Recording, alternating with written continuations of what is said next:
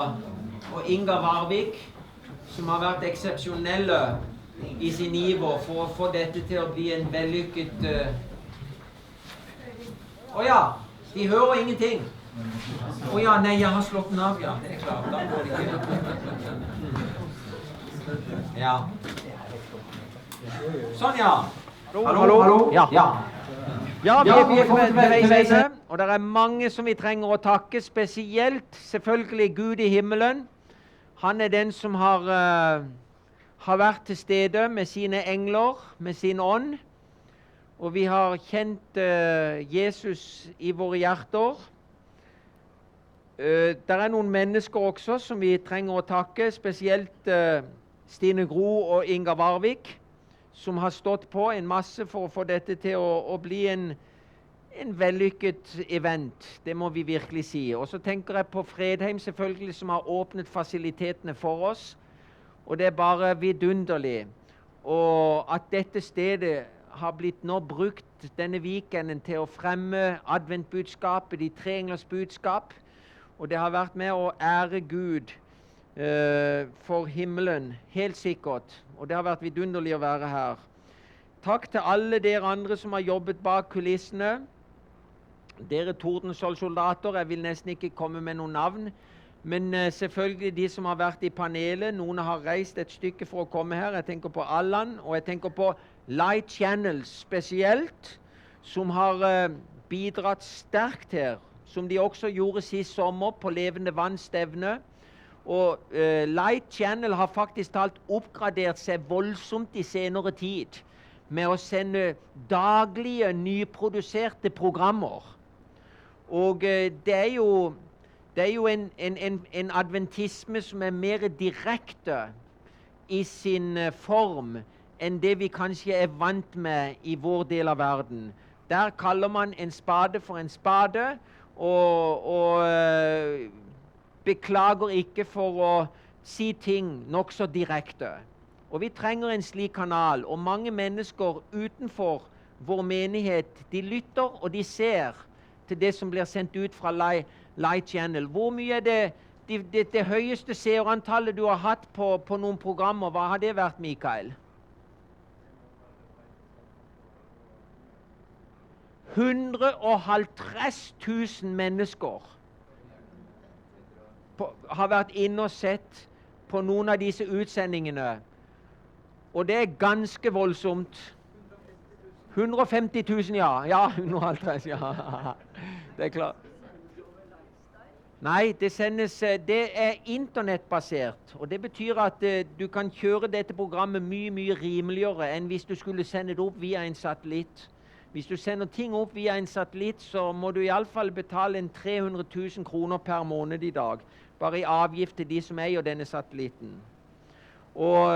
Men når det er internettbasert, som er tilfellet med Light Channel, så kan kostnadene senkes ned til et veldig lavt nivå.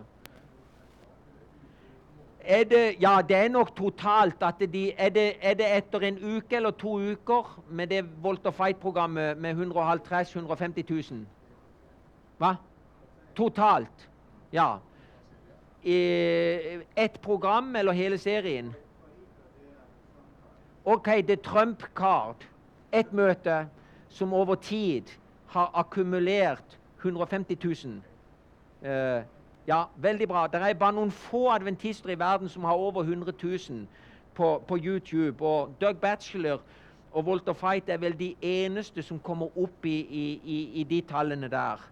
Over 100 000. Og derfor er jo de ekstremt verdifulle som spydspisser i spredningen av adventbudskapet.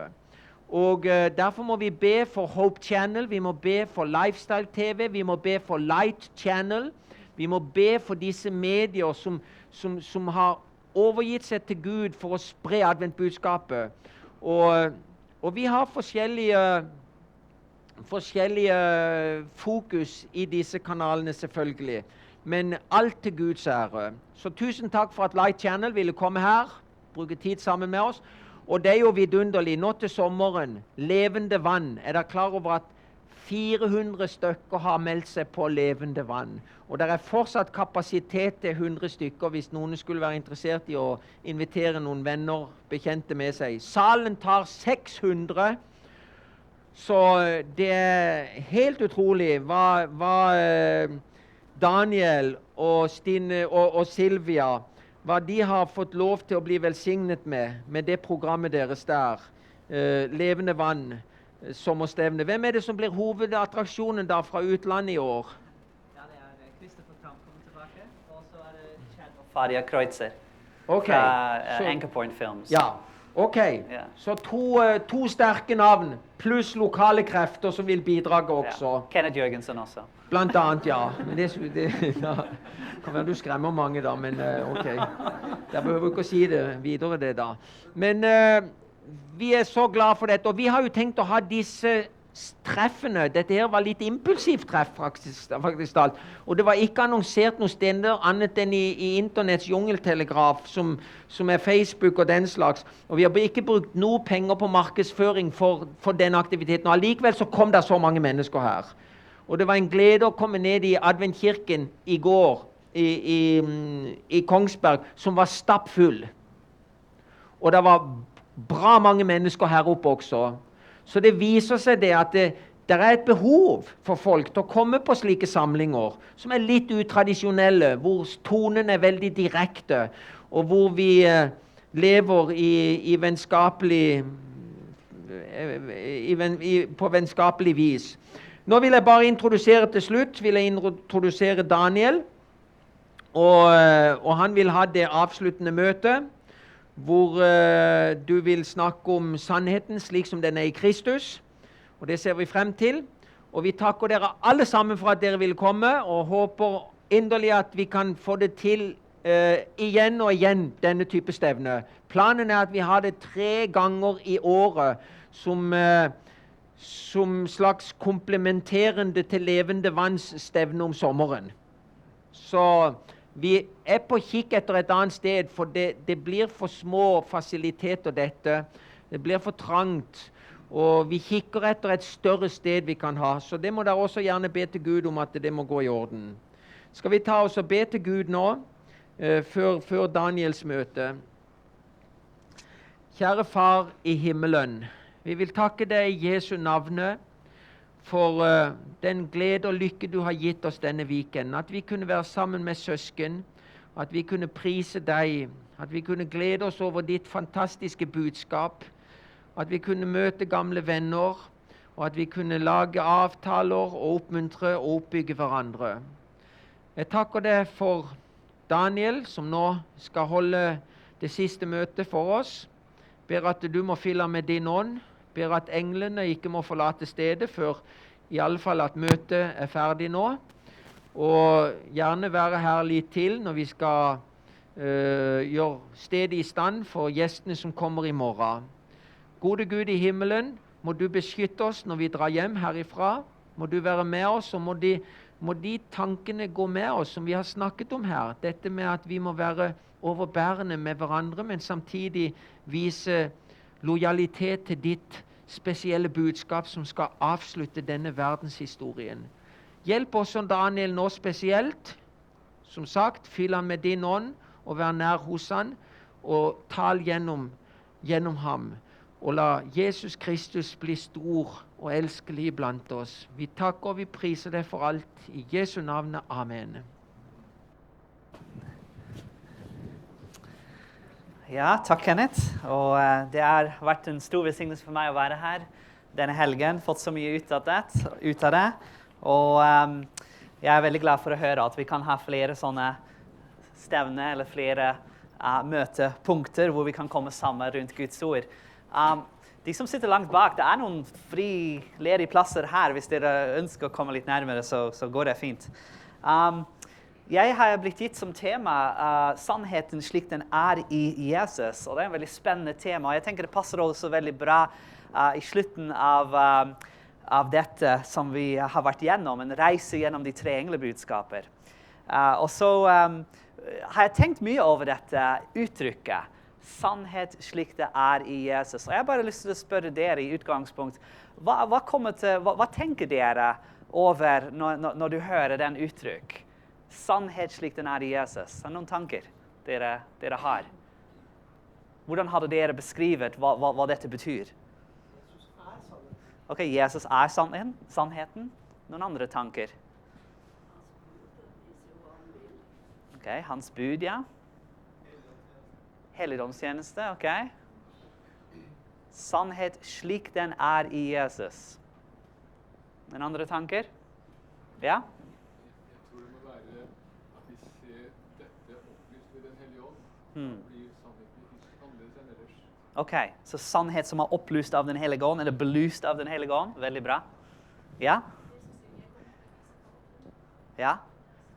Ok, så Jesus kommer til å vise Faderen, så hans karakter. Ok, andre tanker? Sannhet slik den i Jesus. Jesus karakter, ok. Ja? Balanse. Balansert budskap, ja. Ok, gode tanker som kommer fram her. Sannhet slik den i Jesus. Jeg tenkte over dette her, så tenkte jeg egentlig alt sannhet som vi har, ikke sant? Gjennom Bibelen, gjennom våre doktriner, gjennom de 3 englebudskaper, så må vi egentlig se på disse sannheter i lyset av hvem Jesus som person. Ikke sant? Jesus sannheten selv. Han sannheten personifisert. Ikke sant? Og når vi ser på Jesus, så ser vi på sannheten. Pilatus hadde jo dette berømte spørsmål. Husker dere når Jesus sto foran Pilatus? Og så sa Pilatus, hva sannheten? Og så snudde han seg vekk og gikk ut av rommet. Det var egentlig det mest viktige spørsmål som han stilte, men han ventet ikke på å få svar. Og egentlig, han stilte det mest viktige spørsmål til det mest viktige person. Og det mest viktige spørsmål som vi kan stille ja, hva sannheten? Og vi må stille det spørsmålet til Jesus, for han sannheten. Og alt sannheten kommer gjennom han. Og jeg tenker, når vi studerer Bibelen, og når vi studerer de 3 englebudskaper, så det viktig at vi studerer i lyset av hvem Jesus Og så i de siste minuttene som vi har sammen her, så har jeg lyst til å ta dere med til noen eksempler i Bibelen hvor vi finner at en sannhet kommer til Guds bevegelse, en sannhet kommer til Guds menighet, og hvordan det kommer gjennom personen Jesus Kristus. Og når jeg begynte å tenke over det, hva kan jeg bruke som en god eksempel i Bibelen til å illustrere dette konseptet, så var det som kom i tankene mine, det var de 7 menigheter i Åpenbaringen kapittel 2 og 3. Og det som så interessant med de 7 menigheter i Åpenbaring 2 og 3, at det Jesus selv som har en sannhet til sitt folk, og han presenterer det sannhet til sitt folk gjennom å også identifisere seg med budskapet som han kommer med. Og vi skal se det i det vi går gjennom, så jeg håper dere har Bibelen med dere, så kan dere slå opp til Åpenbaringsbok. Og vi skal gå til Johannes åpenbaring, kapittel 2. Og jeg har lyst til å bare ta dere gjennom disse 7 menigheter. Og vi skal ikke gå i detaljer av hva som skjer i hver eneste menighet. Det har vi overhodet ikke tid til. Men det som jeg har lyst til å vise dere hver gang når Jesus introduserer seg til menigheten, så beskriver han en aspekt av hans tjeneste. Og i det Jesus beskriver en aspekt av hans tjeneste, så har det direkte tilknytning til selve budskap som relevant og viktig for den spesifikke tid som han taler om, som han skriver om. Jeg håper dere kjent med, og det antar jeg egentlig her i en forsamling slik som dette, så antar jeg at dere kjent med den konsept at de 7 menigheter i Åpenbaring 2 og 3 ikke bare historiske budskapene til den daværende menigheten i det første århundre, men også at dette har en profetisk betydning, ikke sant?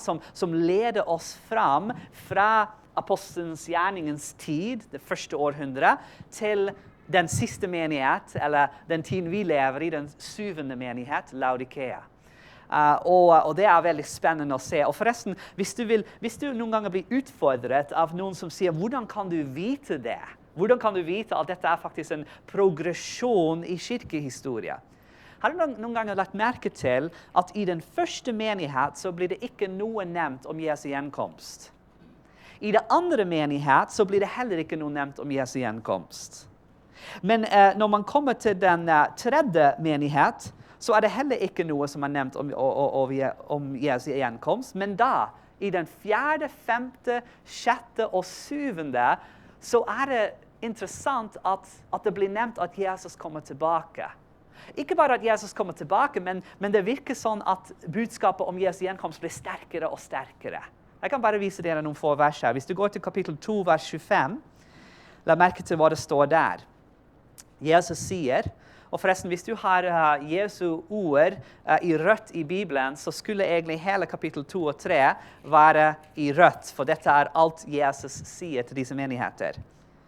Og i kapittel 2, vers 25, så sier han til Thyatira-menighet, bare hold fast på det dere har inntil jeg kommer. Første indikasjon i løpet av disse menigheter at Jesus kommer tilbake. Og så hvis du går til kapittel 3 og vers 3, så har vi det neste indikasjon til Sardes menighet.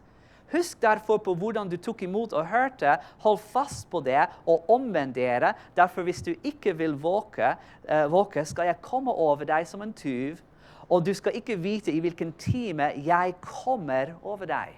Jesus kommer tilbake. Kapittel 3, vers 11, så sier Jesus, se, jeg kommer snart. Dette til Philadelphia. Hold fast på det du har, så ingen kan ta kronen din. Så nå har vi gått fra Jesus kommer tilbake, han kommer som en tyv, han kommer veldig snart. Og når du kommer til den siste menighet, Laodikea-menighet, så står det i kapittel 3 og vers 20, se, jeg står foran døren. Interessant hvor du har en oppbygning som kommer nærmere og nærmere Jesu gjenkomst. Men la oss gå nå tilbake til Efesus menighet. Og det som vi ønsker å se her hvordan Jesus presenterer seg selv, og hvordan det knyttet til det budskapet han kommer med. Og Jesus sier det følgende i Johannes åpenbaring kapittel 2, og vers 1 og 2. Skriv til engelen for menigheten i Efesus, dette sier han som holder de 7 stjerner i sin høyre hånd, som vandrer midt iblant de 7 lysestakene av gull. Jeg vet om dine gjerninger, arbeid ditt, tålmodigheten din, at du ikke kan tåle den som har ånde, og at du har prøvd dem som sier de apostler, og ikke det, og du har funnet ut at de løgne, og så går det videre med det budskapet han har for den menighet. Jesus identifiserer seg selv i vers 1, som den som vandrer midt iblant de 7 lysestakene. Dette så relevant fordi disse menneskene som ble beskrevet her, det var de som var sammen med Jesus. Det var de som fysisk så Jesus, som var sammen med han for disse 3,5 år. Nå har de fått en stor oppgave. Jesus har sagt til dem, gå inn i hele verden og forkynne evangeliet. Og i det de gjør det, så fikk de den siste beskjed fra Jesus at han skal være med dem inntil enden kommer.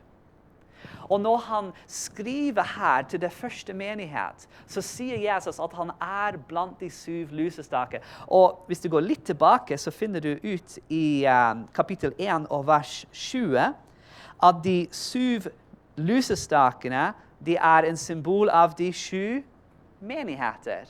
Med andre ord, Jesus sier her, jeg fortsatt iblant dere.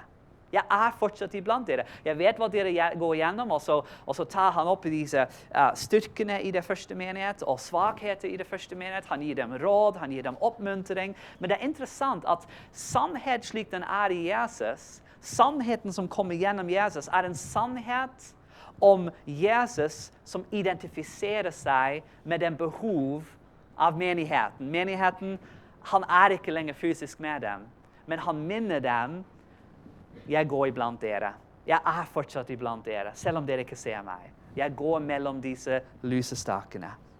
La merke hvordan dette utfolder seg i det andre menighet, kapittel 2 og vers 8. Her budskapen til Smyrna, og Jesus sier det følgende i vers 8.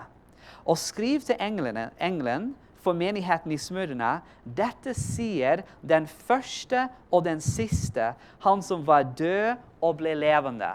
Veldig interessant. For den tidsperiode som beskrevet i det andre menighet, en periode av forfølgelse. Når du leser gjennom det, det mange som ble drept for troen. Det mange som opplever en forfølgelse. Og Jesus identifiserer seg med menigheten. Og han sier, jeg kommer til deg med et budskap, men den som kommer til deg med et budskap, det den som har dødd, men har blitt levende. Så sannhet slik den i Jesus. Jesus sier, dette kommer til å skje med dere. Dette kommer dere til å gå igjennom. Dette styrkene deres. Og vet du hva? Jeg har også gått gjennom dette. Så det en sannhet som kommer gjennom Jesus, som blir belyst av det Jesus har gått gjennom. Interessant at Jesus i hver eneste av disse menighetene, hver eneste gang, så identifiserer han seg annerledes. Og den har direkte tilknytning til selve budskap for den tiden. Han den som går iblant dem, han har fortsatt med dem. Han den som har dødd, men stått opp. Selv om de går gjennom forfølgelse, så kan de holde seg til Jesus, for han har gått gjennom det samme. La merke til den tredje menighet, Pergamon. Vi i kapittel 2 og vers 12. Så står det slik, Jesus sier, og skriv til engelen for menigheten i Pergamon, dette sier han som har det skarpe, tveeggede sverdet. Jesus velger i denne perioden å introdusere seg til den menigheten som den som har en sverd som kommer ut av munnen sin. Interessant nok at i Hebreerbrevet, kapittel 4 og vers 12, så blir vi fortalt at et tveegget sverd det et bilde av Guds ord. Og den perioden som beskrevet her i Pergamum, var en tidsperiode hvor menigheten begynte å gå på kompromiss. De begynte å ta inn tradisjoner. Og her det at Jesus sier, vet du hva? Jeg den som har en tveegget sverd. Og det budskapet som han kommer med å holde deg nær mitt ord. Så det sannhet slik den i Jesus. Jesus går blant dem. Jesus har dødd, han har stått opp. Jesus har en tveegget sverd. Gjennom Jesus så kommer dette budskapet fram. Og jeg håper dere allerede begynner å tenke på nå, det sikkert veldig viktig hvordan han framstiller seg til Laodikea-menighet. For det der vi skal komme til. For måte Jesus introduserer seg selv til Laodikea-menighet har direkte det har en stor betydning med den budskap som han har til oss i dag. Men la oss bare gå gjennom de andre kort, sånn at vi får det med oss også. Den fjerde menighet Thyatira, som beskrevet i kapittel 2 fra vers 18. Og så det står det følgende om Jesus. Han sier, og skriv til engelen for menigheten i Thyatira, dette sier Guds sønn, som har øyne som lydende ild, og føttene hans som fint kobber. Det egentlig et bilde av Jesus som ser gjennom alt. Han den som dommer. Den siste dommen i hans hånd. Og det interessant, for i den tidsperiode som beskrevet her, som egentlig en beskrivelse av de mørke middelaldre, så ble mange drept for troen, og det var andre som satt seg i en posisjon hvor de dømte andre på grunn av troen. Men Jesus sier i dette budskap til Thyatira, det han som ser gjennom alt. Det han som til slutt skal dømme verden. Hvis vi går til den femte menighet, Sardes, så leser vi det følgende om måte Jesus introduserer seg i kapittel 3 og vers 1. Så står det, og skriv til engelen for menigheten i Sardes, dette sier han som har de 7 Guds ånder og de 7 stjernene. Jeg vet om gjerningene dine at du har en navn av å leve, men du død.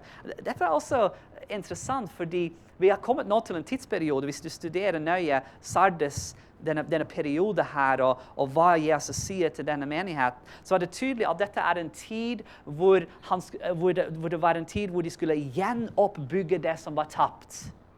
De hadde gått gjennom en lang, lang mørk tunnel, gjennom de mørke middelaldre, og nå kommer de til en tid hvor de skal gjenoppbygge noe, og det trengs en vekkelse. Guds ånd trengs mer enn noe annet. Og det er interessant at Jesus identifiserer seg selv som den som har de 7 Guds ånder. Og hvis du går egentlig til, hvis du leser Johannes åpenbaring kapittel 5, så står det hvordan Jesus sender ut de 7 ånder i verden. Og dette er jo den hellige ånd. Det er Guds ånd. Og Guds ånd trengs i en tid hvor menighet har gått på kompromiss. Hvor de sannheter har blitt tapt. Så sannhet slik den er i Jesus, gjennom den personen Jesus så får vi den hellige ånd.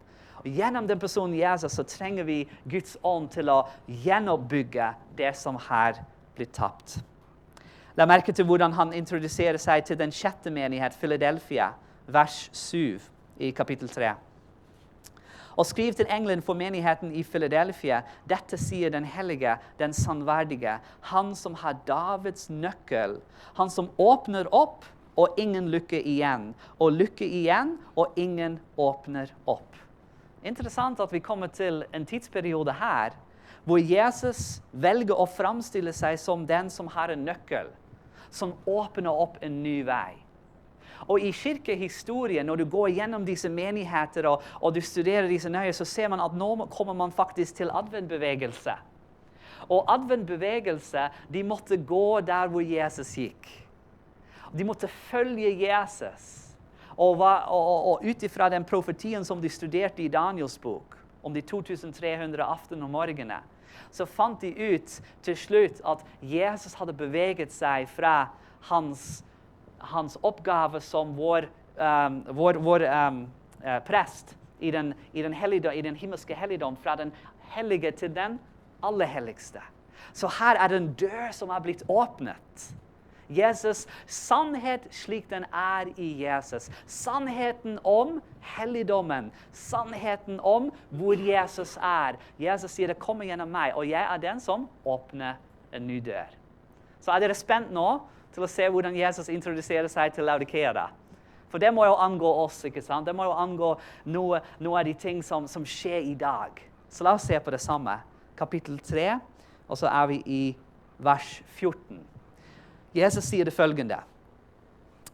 Og skriv til engelen for Laodikeanes menighet. Dette sier han som er Amen, den trofaste og sanne vitne. Opphavet til Guds skaperverket. Og så kommer budskapet. Jeg vet om gjerninger dine, at du er hverken kald eller varm, og om du ennå var kald eller varm, derfor fordi du er lunken og hverken kald eller varm, vil jeg spy deg ut av min munn. Så kommer han inn på problematikken i den siste menighet, i den siste bevegelse. Men det er interessant at han introduserer seg selv som den trofaste og sanne vitne, og så tar han oss helt tilbake til skapelse. Opphavet til Guds skaperverket. Så her er vi har kommet til verdens ende, vi har kommet til de siste dager, og så er budskapet slik den er i Jesus, en budskap at vi må komme oss tilbake til skaperverket. Og er ikke det interessant når du ser på de 3 englebudskaper? For i åpenbaring kapittel 14, hva er den første engel opptatt av? Hva er budskapet av den første engel? Det er å tilbe den som har skapt. Ikke sant? Så i den siste tid, en budskap som må gå ut til hele verden før Jesus kommer igjen, et budskap som skal forberede oss på Jesu gjenkomst, har med skapelse å gjøre. Både i 3 engles budskap, men også her i Laodikeas budskap. Jesus velger å introdusere seg selv som han er knyttet til verdens opphav. Han er skaperen. Jeg begynte å tenke over dette. Hva slags betydning har dette for oss? Fordi her lever vi i Laodikea-tilstand. Og hva slags betydning har dette for oss, at Jesus, og sannhet slik den er i Jesus, sannheten som kommer oss gjennom Jesus, tar oss tilbake til skaperverket. Og så kom det et skriftsted som jeg begynte å tenke på, som jeg har lyst til å dele med dere. Hvis dere slår opp til Matteus kapittel 19. Matteus evangelium og kapittel 19. La merke til hva som står her.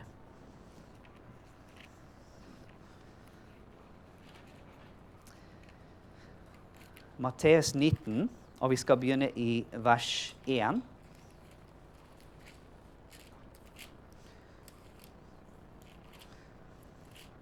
Og der står det følgende.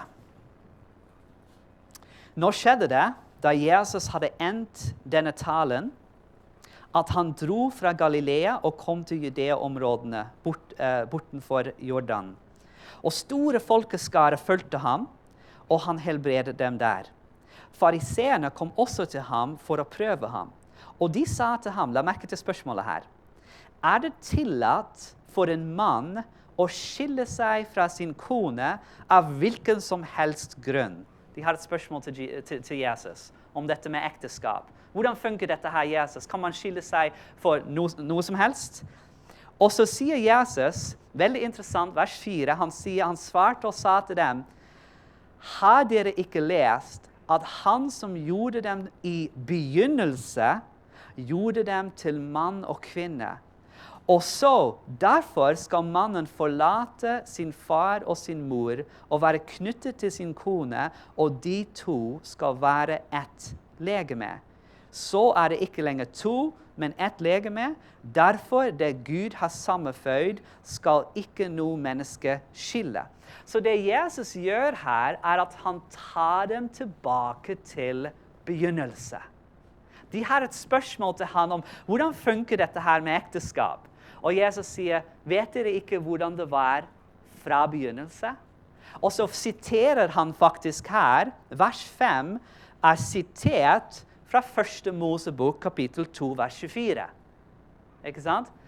Men så er de ikke fornøyd med dette her, fordi de har hørt noe annet. Fordi Moses som skrev 1. Mosebok kapittel 2, vers 24, han skrev også noe annet. La merke til dette. Dette er en prinsipp som jeg har lyst til å trekke fram her, som er så viktig for Laodikea og for den siste menighet. For dette er ikke bare en prinsipp når det gjelder ekteskap, dette er en prinsipp som handler om hvordan vi fortolker Bibelen. La merke, så kommer de med det svaret til Jesus, vers 7. Da sa de til ham, hvorfor ga da Moses befaling om å gi kona et skilsmissebrev for så å sende henne bort? Så Jesus, du sier at vi skal gå tilbake til begynnelse. Og i begynnelse så står det at en mann skal forlate sin far og sin mor, og så skal han gifte seg, og så skal de to være ett. Og det som Gud har ført sammen, det kan ingen skille. Men Moses senere skrev han at man kan gi et brev, og så kan man skille seg. Og la merke til, svaret som Jesus kommer med nå er utrolig viktig. Og jeg tror det er knyttet til det som vi har sett, hvordan Jesus framstiller seg, og velger å framstille seg for Laodikea-menighet. La merke til dette i vers 8. Han sa til dem, etter de kom med dette, etter de sa, hvorfor ga da Moses befaling om å gi konen skilsmissebrev for å sende henne bort? Han sa til dem, på grunn av deres harde hjerte. Tillot Moses dere å skille dere fra deres kone. Men la merke til den siste setningen her. Men fra begynnelsen var det ikke slik. Det var ikke slik sånn det var fra begynnelse. På grunn av deres harde hjerte, ja, så har dette kommet inn, men det er ikke slik det er fra begynnelse. Og så begynte jeg å tenke til meg selv, er det andre eksempler i Bibelen som vi har, hvor det har vært en ideal, men så har noen har hatt harde hjerte, og de kunne ikke forholde seg overfor det ideale, og så har Gud i sin nåde gitt dem noe annet, men Gud har lyst til å ta dem tilbake til det ideale. Og så jeg tenkte, ja, selvfølgelig er det eksempler i Bibelen om det. Tenk på Guds folk. De hadde Gud som konge. Gud hadde utpekt mennesker som han skulle bruke til å tale til dem. Men så sier de, nei, vi ikke tilfreds med det. Vi vil ha en konge. Ikke sant? Vi vil ha en konge. Og Gud sier, nei, dette ikke mitt plan. Men de mennesker sier, nei, men vi vil ha en konge. Og på grunn av de harde hjertene av menneskene, av Guds folk, så sa Gud, ok, Samuel, gi dem en konge, men advar dem hva som kommer til å skje hvis de velger en konge. Hvis de velger for plan B, så skal utfallet være slik og slik og slik. Og han gir en detaljert beskrivelse av det tragedie som kommer til å ramme dem hvis de velger plan B. Og hva gjør de? De velger plan B. De har en hard hjerte, og de går inn for dette og sier, nei, men vi vil likevel ha en konge. Og så får de en konge, og utfallet ble slik det blir. Når Guds folk kom ut av Egypt, så hadde Gud en plan å ta vare på dem. Gjennom de tiden som de var i ørkenen før de kom inn i det lovete land. Han skulle mate dem, han skulle gi dem mat hver eneste dag. Hvordan skulle han gjøre det? Manna. Han skulle regne ned manna fra himmelen. Men så hadde Guds folk en hard hjerte, for hva ville de ha? De ville ha kjøtt. Så hva var plan A? Plan A var manna. Men folket sier, ja, men vi vil ha kjøtt. Og Gud i sin nåde, jeg må si, Gud er nådig. På grunn av de harde hjertet, så gir han dem the quails. Hva kalles det på norsk? Vakler, ikke sant? De fuglene. Og så får de kjøtt å spise. Men slik var det ikke fra begynnelse. Guds ideal var ikke en konge. Guds ideal var ikke kjøtt. Guds ideal var ikke skilsmisse. Dette er så interessant. Er det mulig at i slutten av verdens historie, når det kommer til Laodikea, at Jesus framstiller seg selv som den som var i begynnelse? Kan det bli en påminning til oss at vi trenger å komme tilbake til Guds ideal? Kan det være en påminning at vi ikke bør gå for plan B? Når det gjelder skilsmisse, når det gjelder helse, når det gjelder Guds ledelse i menigheten. Vi har alt for ofte gått for plan B, eller plan C, eller plan D. Men Gud i endetiden sier, men slik var det ikke fra begynnelse. Jeg har en bedre plan for mitt folk i endetiden. Og jeg tror dette er en alvorlig kall til Guds folk, til å komme fram for han og si, Herre, vi innrømmer, alt for ofte har vi gått for plan B. Alt for ofte har våre harde hjerte beveget oss til å ønske noe annet enn du ønsket for oss. Laodikea er beskrevet som hverken kald eller varm, likegyldig. Likegyldighet, den går for plan B. Likegyldighet går for plan C, D, E, F. Men hvis man er i fyr og flamme for Gud, så er det bare én ting du ønsker, og det er plan A. Amen? Og jeg tror at Gud har et budskap for oss i de siste dagene. Han sier, jeg er den som var fra begynnelse. Og slik som det er i dag, så var det ikke slik i begynnelse. Jeg tror vi lever i en tid hvor Gud ønsker å restaurere det som var.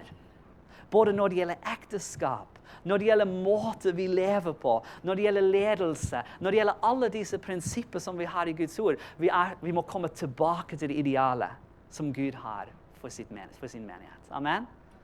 Og jeg håper bare kunne gi dette med i slutten av denne helgen her, at sannhet slik den er i Jesus, er sannheten slik det var i begynnelse. Amen? Skal vi be sammen? Skal vi stå sammen i det vi ber?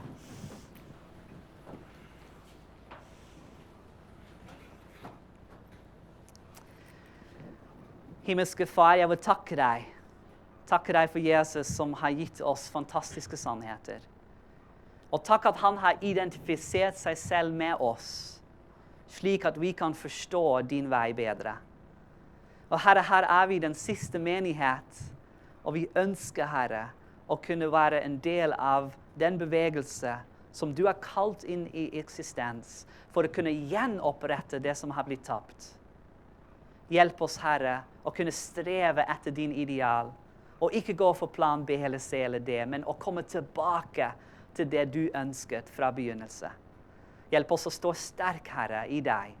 Jeg ber for din velsignelse over oss alle her. Må vi gå fra dette stedet styrket i å følge deg og deg alene. Det er mitt bønn i Jesu navn.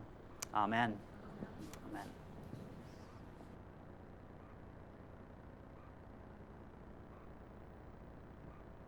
Ja, tusen takk. Ja, tusen takk, Daniel. Og vi har vår kokk iblant oss, og det er Thomas fra Tyskland. Og han har et lite budskap til oss, helt avslutningsvis. Jeg skal oversette. I'm going to translate. Yes, I guess you are all very thankful for the food that you had. Jeg tror du er veldig takknemlig for maten du har fått. And yes, I came here to be educated as a cook, actually. Jeg kom her for å få bli utdannet som kokk. And I would like to just share that with you that here in Fredheim there's the possibility to get an education as a professional cook. Jeg vil dele med deg den informasjonen at her på Fredheim så kan du bli utdannet til en profesjonell kokk. And we have this beautiful flyer here. Vi har en nydelig flyer, So if brosjyre. if you know somebody or you yourself are interested, Så hvis du kjenner noen eller du selv er interessert, then yeah, maybe you could just raise your arm and I can share it right now. så hvis noen av dere er litt interessert, eller dere har venner som muligens er interessert i dette, så skal du reise armen din, sånn at han kan få delt en ut til deg, og så kan du dele den videre med dine venner. And I will put them in the reception, the last one. Og etterpå så vil jeg legge dem i resepsjonen. Sånn. Og tusen takk for maten. Ja. Og du vet, på Fredheim så har de hatt det ekstremt travelt de siste 3-4 ukene med å gjøre det ferdig før gjestene kom. Og nå har de kommet veldig langt, og det er noen få ting som gjenstår. Men allikevel så har flere av disse ansatte viet seg for denne helgen for å hjelpe oss, både i kjøkkentjeneste og det å vaske de rommene som ikke vi selv klarer å få til. Men flere av oss vil jo være tilbake her for å prøve å rydde opp og fikse det i stand, så gjestene som kommer i morgen kan trives og føle at det er rent og godt. En annen ting er noe som jeg synes vi burde be om når vi kommer hjem hver til vårt sted. Og ha det i dine tanker, det er Fredheim og Fredheims fremtid. For det er klart, det er krevende å drive et slikt sted. Og for øyeblikket så har vi fått gjester, veldig mange gjester som har kommet gjennom Visjon Norges aktiviteter. Og de er jo faktisk talt veldig fine gjester, som er kristelig interesserte, og som finner det veldig oppbyggelig å være her. Men vi skulle gjerne ha andre kilder, hvor vi også kunne trekke folk til Fredheim gjennom. Så be til Gud om ikke det finnes en eller annen plan for å fylle opp sengene hver eneste periode. Og det trenger vi. Skal det gå fremover med Fredheim, så må vi ha fulle hus her. Og jeg tror det er muligheter for det. Så tenk på det når du kommer hjem. Legg det til på din bønneliste. Og be om det. Hvis du har noen geniale nye ideer om hvordan vi kan fremme Fredheim for det norske folk, så må du bare si ifra og kontakte oss. Og Fredrik er jo direktøren her, og han har bidratt enormt i denne gjenreisningen av Fredheim, og gjort det mulig for oss å være her denne weekenden. Helt til syvende og sist så skal vi holde en bønn, og så går vi og spiser, for jeg tror, er maten ferdig, Stine Gro? 10 minutter, ja.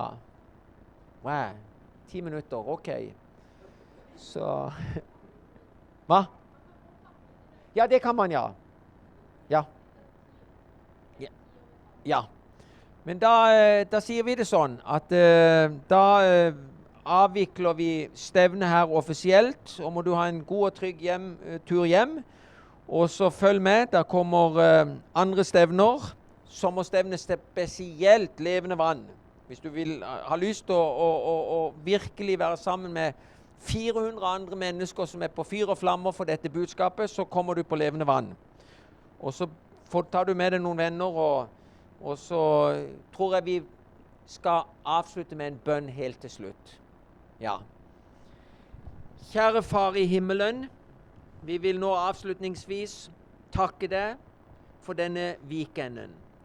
Og vi ser hvor mange mennesker som har kommet hit, så vi ser at det åpenbart et behov for denne type aktivitet. Vi takker deg, gode Gud, for at du har lagt til rette alle disse tingene, og at det har gått relativt smertefritt. Og vi takker for alle de menneskene som har blitt påvirket i en god og riktig retning her gjennom denne weekenden. At vi må elske hverandre, at vi må være med og bygge opp menigheten, at vi må være økumenisk innstilt med hensyn til å samle menigheten rundt dette som det viktigste formålet for at du har dannet denne menigheten, nemlig spredningen av de tre englers budskap. Og ikke bare spredningen av de tre englers budskap, men også det forvalteransvaret for de tre englers budskap, og det behovet det for å leve ut de tre englers budskap i våre liv. Far i himmelen, vi har et stort program fremfor oss, men vi takker oss for den utfordring du har gitt oss, at vi kan være dine medarbeidere i disse siste timer av jordens historie. Vi vet at en dag så skal dette budskapet dekke denne planeten. Den skal gå ut til alle verdens land, alle verdens tettsteder, alle verdens grupperinger. Den vil omslynge denne verden med sitt intense lys, som det står i Åpenbaringen kapittel 18. Far i himmelen, utrust oss for denne oppgaven, og hjelp oss. Og vi trenger av din nåde, vi trenger av din tilgivelse, vi trenger å få et nærmere vennskap med deg. Og vi tror at vi vil få lov til å oppleve det. Vi takker og vi priser deg for alt, og vi ber alle disse ting innen Jesu navne. Amen. Ja, da ønsker vi dere alle en god dag og en trygg reise hjem, og på gjensyn neste gang. Ha det godt. God middag, og håper at noen står tilbake så vi kan få litt hjelp her etter.